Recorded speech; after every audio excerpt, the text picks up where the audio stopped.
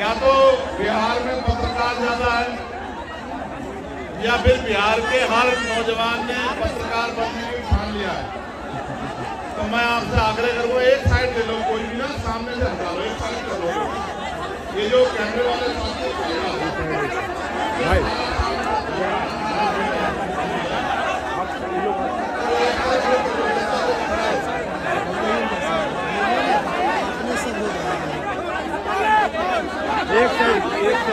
एक साइड उधर कीजिए ना।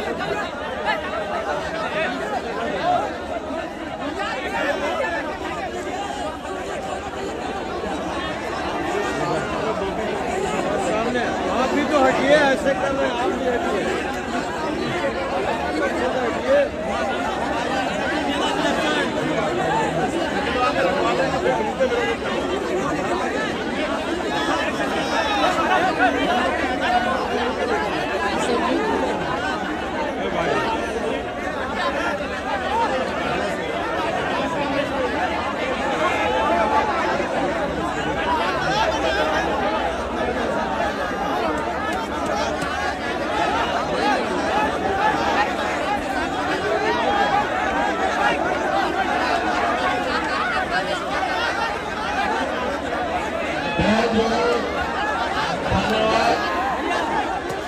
सबसे पहले तो मैं आज आप सबको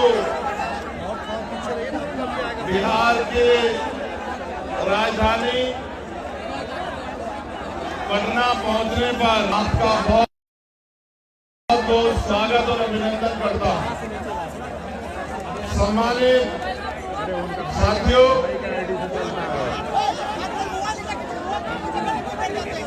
आज भीम आर्मी आजाद समाज पार्टी के नेतृत्व में समाधान रैली के अवसर पर मुझे आपके बीच आने का मौका मिला है। इसके लिए मैं यहाँ की लीडरशिप का, आर्मी आजाद समाज पार्टी के प्रदेश कमेटी का, परमंडल कमेटी का, जिला कमेटी का, विधानसभा कमेटी के नेताओं का बहुत बहुत धन्यवाद। आप जो जितना कहे उतने पे कर लीजिए। आज समाधान रैली में अपनी बात को रखते हुए मैं सबसे पहले सभी धर्मों में जन्मे सभी संतों, गुरुओं और महान पुरुषों को नमन करता हूं। उनमें भी करुणा के सागर तथागत गौतम बुद्ध, संत शिरोमणि सद्गुरु रविदास जी महाराज, भगवान वाल्मीकि महाराज, गुरु नानक देव और संत कबीर जी को नमन करता हूं। साथ साथ का ज्योतिबा फूले, छत्रपति साहूजी महाराज, डॉक्टर बाबा साहब अम्बेडकर, ईवी पेरियार रामानायकर स्वामी, पेरियार ललई यादव, बाबू जगदेव प्रसाद कुशवाहा, जननायक कपूरी ठाकुर, महाराजा चौहरमल, बिजली पासी, अर्जक संघ के संस्थापक सदस्यों में रहे चौधरी महाराज सिंह भारती, महामना रामस्वरूप वर्मा, मान्यवर दीना भाना वाल्मीकि और मेरे गुरु मान्यवर साहब काशीराम जी को नमन करता हूं।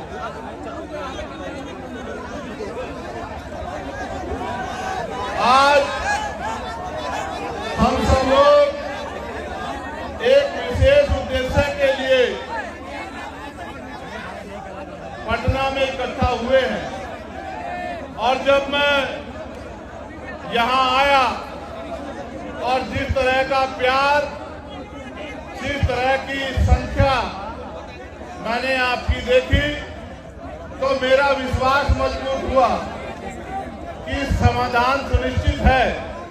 आपकी समस्याओं का समाधान आने वाले कल में सुनिश्चित है, क्योंकि जब जब आप अपनी समस्याओं के लिए ईमानदारी से काम करोगे और समस्या का हल ढूंढने का प्रयास करोगे तो क्योंकि भारत में लोकतांत्रिक व्यवस्था है और बिहार तो लोकतंत्र के जननायकों में से बड़े बड़े नेता जिन्होंने बिहार में जन्म लिया, ये क्रांतिकारी धरती है।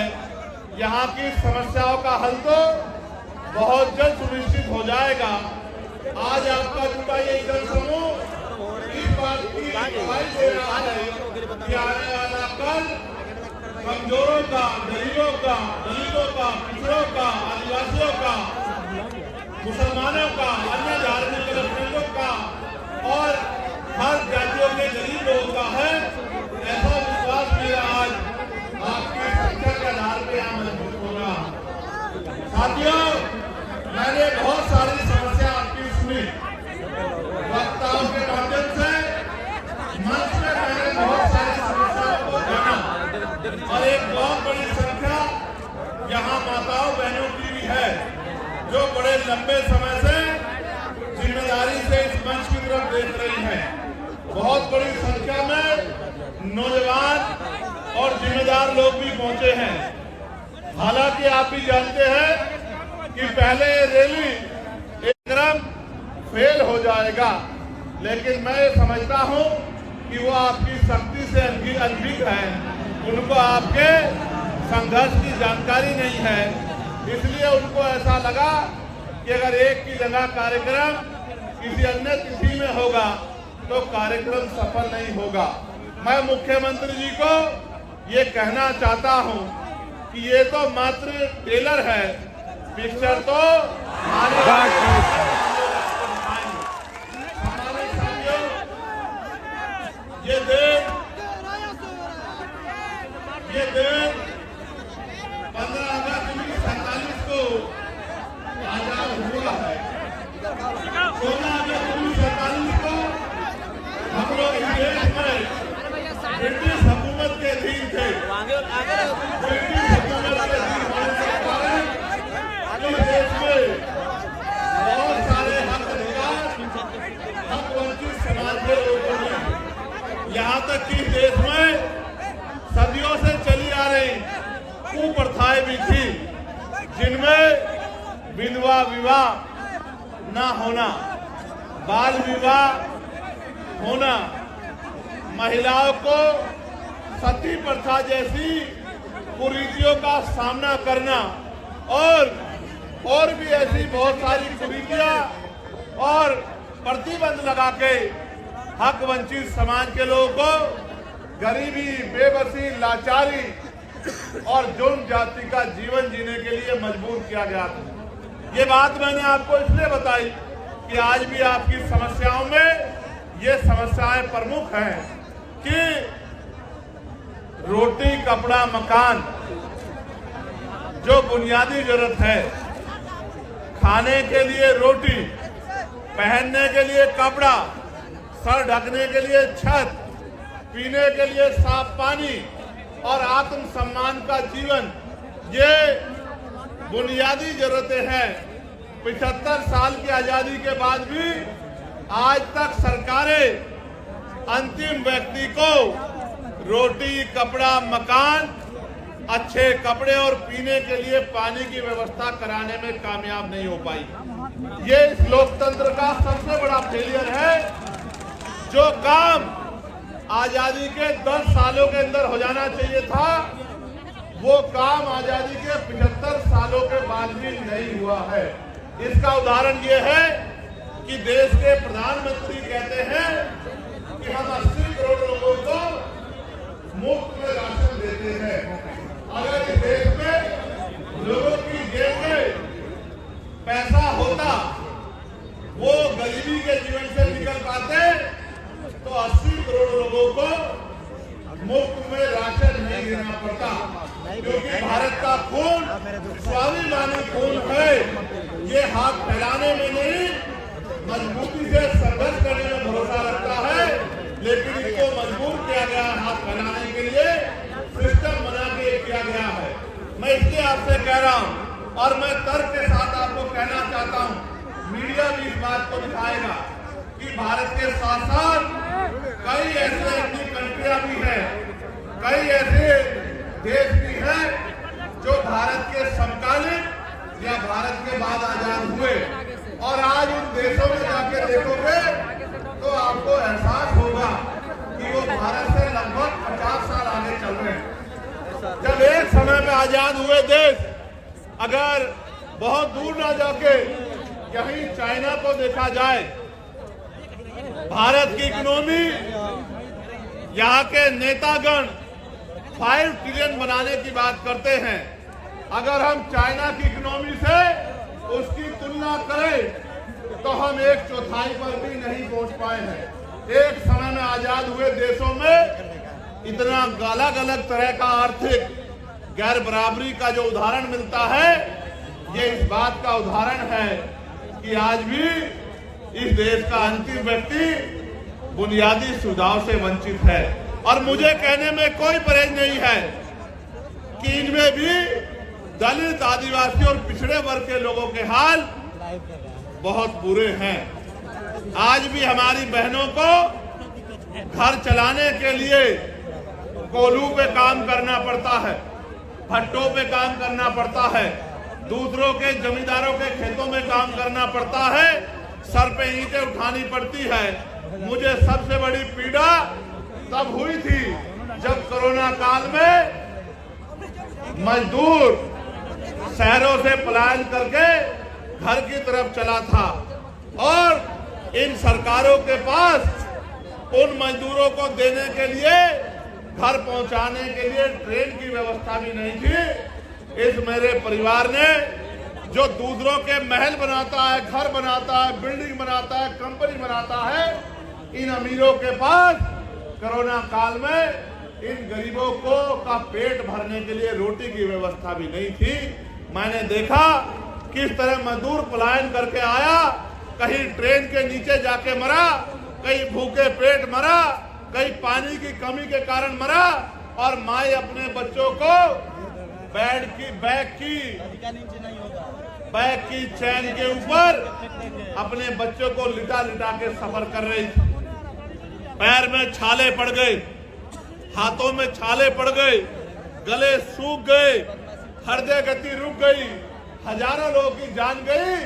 लेकिन यहाँ की और केंद्र की निकम्मी सरकार बैठ के गरीबों की मौत का तमाशा देखती रही। ये हमने अपनी आंखों से देखा। सबसे ज्यादा मजदूर अगर देश के किसी कोने में जाता है तो वो बिहार का व्यक्ति है, जो अपना पेट पालने के लिए अन्य अन्य से प्रदेशों में जाके रोजगार ढूंढने का काम करता है। ये इन 15-15 साल चली निकम्मी सरकारों की देन है, जिन सरकारों की वजह से आज भी यहाँ का पढ़ा लिखा नौजवान रोजगार नहीं पा पाता है, और माताओं बहनों को भी घर को चलाने के लिए मजदूरी करना पड़ता है। गरिमाई जीवन देने का काम भी सरकार नहीं कर पाई है। आज जब हम लोग आजादी का अमृत उत्सव मना रहे हैं, अभी पार्लियामेंट में सेंट्रल हॉल में ये कहा गया प्रधानमंत्री जी द्वारा कि 75 साल हो गए हैं, ये अमृत काल है। ये कैसा अमृत काल है जहां एनसीआरबी का डाटा ये कहता है कि रोज महिलाओं के शरीर की धज्जियां उड़ाई जाती है, सामूहिक बलात्कार होते हैं, महिलाओं को तेजाब से नहलाया जाता है, महिलाओं की अस्मत को रोंदा जाता है, महिलाओं को दफ्तरों में और दफ्तरों के बाहर और गांव में सामान की व्यवस्था के आगे अपने आत्म सम्मान की रक्षा वो नहीं कर पाती। ये भी हमारे सामने ही है। और सरकारें कहती है और व्यवस्था कहती है कि भारत एक ऐसा देश है जहां महिलाओं को पूजा जाता है। मेरे बराबर में मीडिया की बहनें खड़ी हैं, नीचे महिलाएं जो पुलिस की नौकरी कर रही हैं वो बहनें भी खड़ी हैं। कभी उनके मन से भी पूछ के देखना कि रात को 10-11 बजे क्या वो उत्तर प्रदेश में, बिहार में या उत्तर प्रदेश में या देश के किसी भी प्रदेश में क्या ईमानदारी से निकल सकती है? सच ये है वो अकेले तो छोड़िए, वो परिवार के साथ भी आज नहीं निकल सकती है। ऐसी ऐसी घटनाएं सामने आती है कि हृदय कांप जाता है। और कुर्सी में बैठे नेता और उनके चाटुकार अधिकारी ऐसी ऐसी घटनाओं पे आंखें बंद कर लेते हैं। जब मैं बिहार के साथियों से बात करता हूं तो पता लगता है 13 साल की बच्ची का रेप हुआ, 12 साल की बच्ची का रेप हुआ, 15 साल की बच्ची गायब हो गई, 2 सगी बहनें गायब हो गई, कहीं मार के 2 बहनों को लटका दिया गया। तो ऐसा महसूस होता है कि देश में गरीबों का, और गरीबों में भी दलित पिछड़े आदिवासियों का, उनकी बच्चियों की इज्जत का कोई मोल नहीं है। यहाँ देश में कुत्ते, बिल्ली, बकरी, गाय, गधे, घोड़े की इज्जत है, उनके भी सम्मान है, लेकिन इंसानों का सम्मान नहीं है। तो ये महसूस होता है कि ये सरकारें किसका काम कर रही है? क्या ये गरीबों का काम कर रही है या ये अमीरों का काम कर रही है? जहाँ हमारे सेना में घोर जातिवाद और अपमान का सामना करने वाले हमारे साथी भी यहाँ मौजूद हैं, जो लंबे समय से इस गैर बराबरी और इस अन्याय के खिलाफ लड़ रहे हैं। लेकिन मुझे बड़े कष्ट के साथ कहना पड़ रहा है कि ये सत्ता के पास भी गए और विपक्ष के बड़े बड़े नेताओं के पास भी गए, लेकिन इनकी समस्या का समाधान सरकार नहीं कर पा रही है। इसका मतलब सरकार नहीं चाहती कि सेना के साथियों के तिरंगे को उठाने वाले साथियों का सम्मान होना चाहिए। सम्मानित साथियों, मैं किस किस की पीड़ा आपके सामने रखूं? मैं तो ये समझता हूं, आज नहीं तो कल इस देश के नौजवान को अपने गरिमाई जीवन के लिए संघर्ष करने के लिए खड़ा होना पड़ेगा। और जब तक इस देश का नौजवान और इस देश में भी बिहार का नौजवान अपने पैरों पे खड़ा होके इस जुल्म, जाति, गरीबी, बेबसी, लाचारी की बेड़ियों को काटने का काम नहीं करेगा, तब तक इन सत्ता में बैठे फर्जी मसीहाओं के जरिए आपकी जिंदगी बदलने वाली नहीं। सम्मानित साथियों, आप ये जानते हैं कि हमारे संतों, गुरुओं, महान पुरुषों ने अपने बच्चों का बलिदान देके इस देश में संविधान के रूप में एक इतनी बड़ी शक्ति हमें दी, एक जीवित ग्रंथ हमें दिया जो संविधान अंतिम व्यक्ति को भी सम्मान का जीवन दिलाने की बात करता है, जो अंतिम व्यक्ति को भी गारंटी देता है रोटी, कपड़ा, मकान की, जो महिलाओं को भी पुरुषों के बराबर मुख्य धारा में खड़े होकर सम्मान का जीवन देने की गारंटी देता है। लेकिन सम्मानित साथियों, आज जब हम आकलन करते हैं, चिंतन करते हैं, तो हमें महसूस होता है कि देश संविधान से नहीं चल रहा है। सत्ता में बैठे अहंकारी लोग संविधान को ताक पे रख के प्रदेश को और देश को चलाने का काम कर रहे हैं। नौजवान परेशान है, किसान परेशान है, सेना का जवान परेशान है, होमगार्ड के भाई परेशान है, चौकीदार परेशान है, महिलाएं परेशान है, ममता बहनें परेशान है। और अगर कोई परेशान नहीं है तो आपके राजभवन में और आपके विधानसभा में बैठे आपके नेता जो मोटी मोटी तनख्वाह लेके अपना अपने बच्चों का ध्यान रखते हैं, अपने बच्चों को विदेशों में पढ़ाते हैं, अपने बच्चों का इलाज प्राइवेट हॉस्पिटल में कराते हैं और गरीब जनता को जुमला बोल बोल के बेवकूफ बनाने का काम करते हैं। मैंने पार्लियामेंट में अंतिम व्यक्ति के आवाज उठाने का काम किया, चाहे होमगार्ड के भाइयों की समस्या हो, चाहे चौकीदार भाइयों की समस्या हो, चाहे आशा आंगनबाड़ी बहनों की समस्या हो, इनका काम किया। पार्लियामेंट में मैंने ये कहा कि इस देश को अगर आगे बढ़ाना है तो इस देश में सबसे पहले ये जो शिक्षा का बाजारीकरण किया गया है, इस बाजारीकरण के जरिए जहां महंगी शिक्षा एक तरफ है जहां अमीर के बच्चे पढ़ते हैं और एक तरफ सरकारी शिक्षा है जहां गरीब के बच्चे पढ़ते हैं, इस भेदभाव को खत्म करना होगा।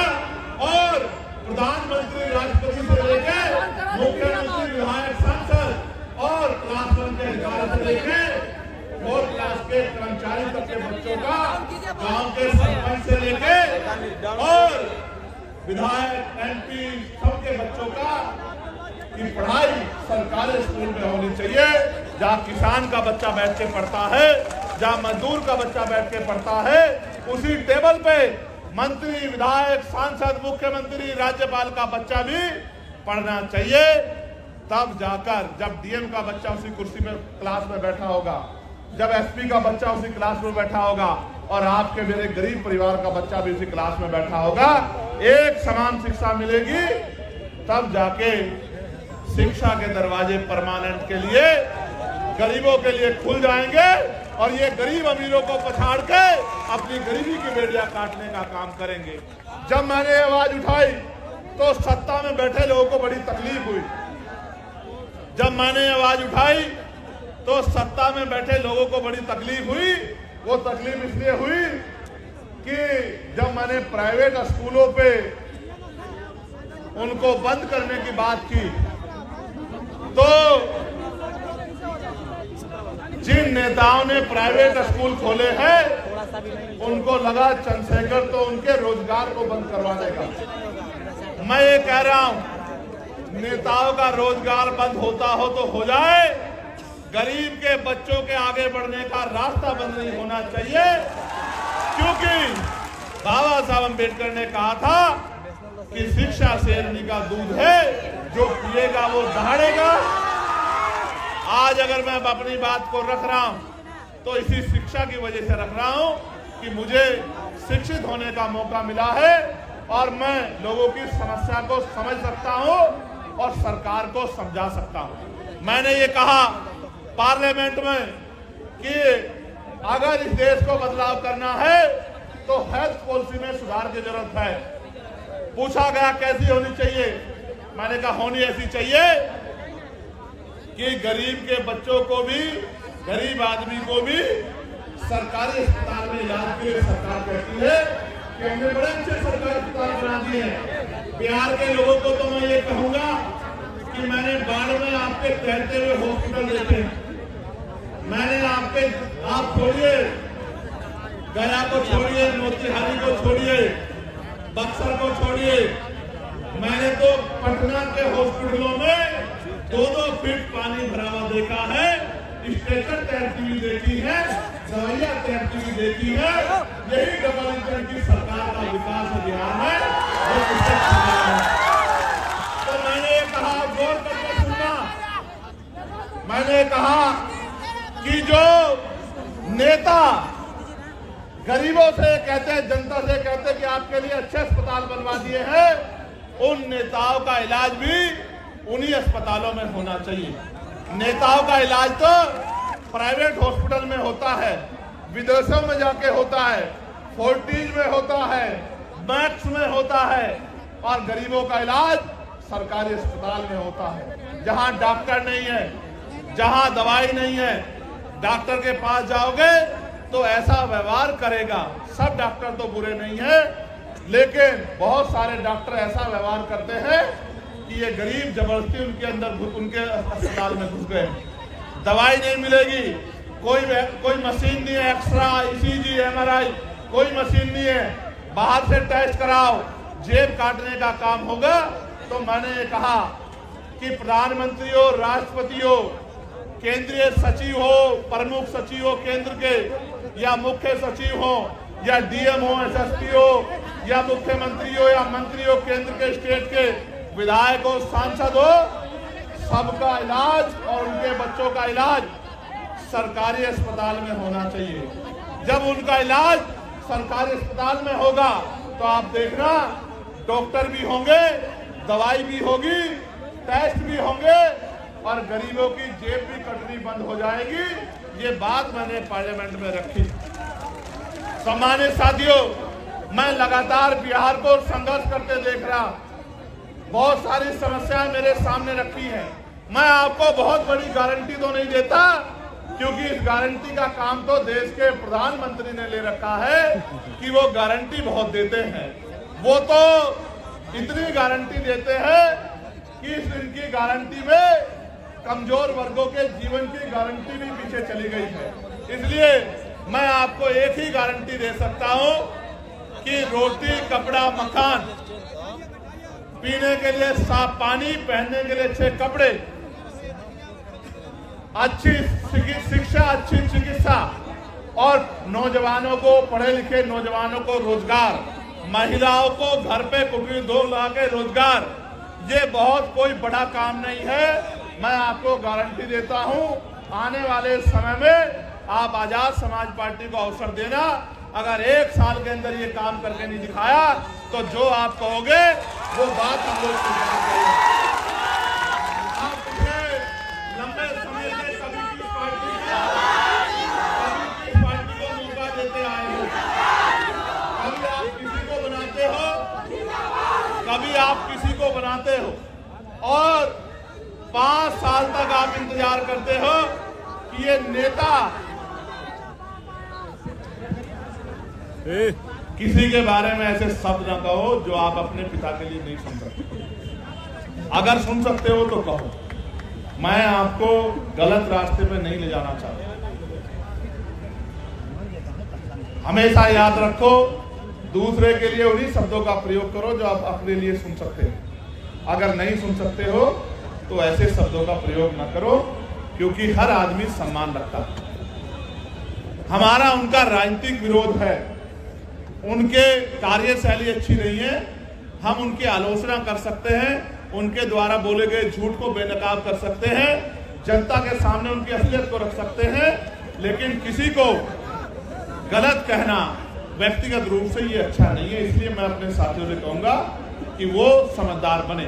साथ साथ मैं आपको ये कह रहा था कि यहाँ के नेताओं को आपने भरोसा किया। आप चुनाव से पहले वो आपकी गली में आते, आपके पैर पकड़ते, आपको चाचा, ताऊ, भाभी, बहन, चाची, ताई, पता नहीं क्या क्या शब्द कहते हैं, शराब पिलाते हैं, मिठाई खिलाते हैं, कपड़ा लुटाते हैं, सारे काम करते हैं। क्यों? क्योंकि बाबा साहब अम्बेडकर ने अपने 4-4 बच्चों के कुर्बानी देके आपकी उंगली में वो शक्ति दी है, जिसको चाहे कुर्सी पे बिठा दो और जिसको चाहे कुर्सी से गिरा दो।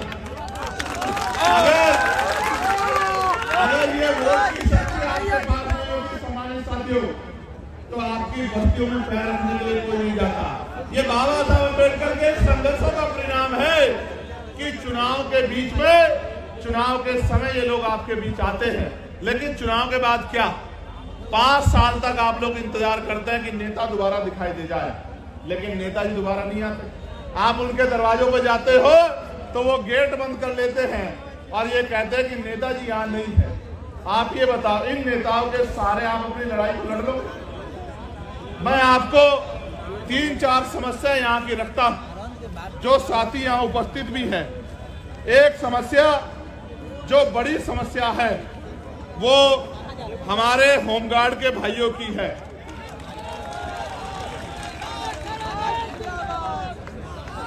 जो विज्ञापन संख्या 2/2/2011 की बहाली 2022 में ली गई, 13 वर्षों के विलंब से बहाली की गई। इसके बावजूद भी फिजिकल, मेडिकल एवं औपबंधिक मेगा सूची नाम रहते हुए इन लोगों को नियुक्ति नहीं दी जा रही है। होमगार्ड, जबकि जहानाबाद जिले में और अन्य जिलों में होमगार्ड के बहुत सारे पद खाली हैं, फिर भी सरकार इनकी बहाली नहीं कर रही है। इन्होंने मुझसे आग्रह किया है कि आप हमारी आवाज को पार्लियामेंट में भी उठाएं और हमारी बहाली कराने का काम करें। मैं होमगार्ड के भाइयों को विश्वास दिलाता हूं, मगर विश्वास दिलाते मैं ये भी कहना चाहता हूं, जब सरकार इतने बड़े पैमाने पर निजीकरण करेगी तो कल जो आरक्षण रूपी अधिकार हथियार आपको मिला है वो तो बेसर हो जाएगा। जब सरकारी नौकरी नहीं होगी तो सामाजिक गैर बराबरी आज भी इतनी है, तो दलित पिछड़ों के बच्चे यहाँ जाति व्यवस्था के आधार पर चमार, वाल्मीकि, पासी, धोबी, कोरी, खटीक, कुशवा, मौर्य, साक्य, यादव, जाट, गुर्जर, निषाद, जिसको सैनी आपके यहाँ कहते हैं, कश्यप, पाल, प्रजापति, इनके बच्चों को कौन कुर्सी पे बैठने देगा? आप मुझे बताइए। क्या आज देश में समानता आ गई है? तो इनके बच्चों को कौन कुर्सी पे बैठने देगा। इसलिए निजीकरण करके जिस तरह से इनके बच्चों का रास्ता रोकने का काम किया जा रहा है, मैं आपको विश्वास दिलाने का काम करता हूं कि आने वाले समय में हम लोग निजी क्षेत्रों में आरक्षण की मांग दलित पिछड़े आदिवासी समाज के लिए करेंगे और इनको निजी क्षेत्रों में आरक्षण दिलाने का काम करेंगे। ये मैं आपसे साथ साथ हमारी आपके यहाँ ममता कार्यकर्ता कहते हैं, हमारे यहाँ आशा कार्यकर्ता कहते हैं। हमारी जो ममता कार्यकर्ता बहनें हैं उनको प्रति गर्भवती मात्र 300 रुपए राशि मिलता है और जबकि उनका काम बड़ा कठिन है। इसलिए मैं सरकार से मांग करता हूं कि मिनिमम 30,000 रुपए वेतन उनका करना चाहिए, जिससे वो सम्मान का जीवन प्राप्त कर सके और उनको परमानेंट भी करना चाहिए। मैं तो होमगार्ड के भाइयों के लिए भी 30,000 रुपए के वेतन की जो है सरकार से मांग करता हूं कि 30,000 रुपए का मिनिमम वेतन होमगार्ड के भाइयों को मिलना चाहिए। हमें कितना मिलता है? 24,000। अभी तुमको तो मिल ही नहीं रहा, लेकिन जो लगे उनको तो 30,000 मिलना चाहिए। जब आप लगे आपको भी 30,000 रुपए मिलना चाहिए। ये मांग मैं सरकार को करता हूं।